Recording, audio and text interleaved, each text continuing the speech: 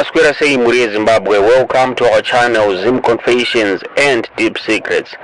Kana karike kutanga kuuya panino channel, don't forget to subscribe. Kana wagara waka subscriber, don't forget to comment and share this video. Muri Zimbabwe nasinda uya ninyaya murume muri kuona yarapo murume kwa mutare. Murume yakashaika mushure mekunge arwara ari kumba kwake. Saka murume uya ari kunzi ane ngozi yake yanetsa mumba make, ngozi yake yanetsa ari kunzi ngozi yake yakauraya mukadzi wake zvakare nevana vake 4.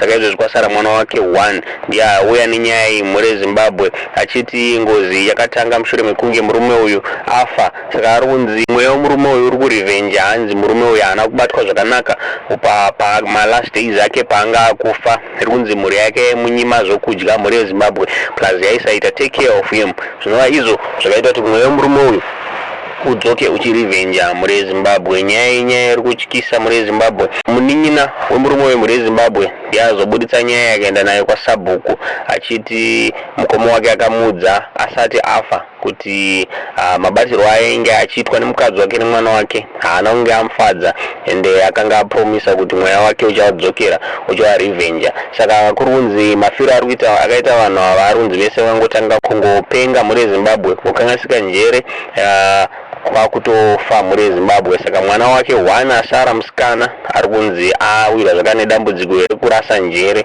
Saka zvinova zvazoita kuti munin'ina webaba aendese nyaya kwaSabhuku muri Zimbabwe. Inyaya yakaoma, nyaya iri kutyisa, nyaya iri kunzwisa tsitsi. Tiudze zvamuri kufunga comment section pamusoro penyaya muri Zimbabwe.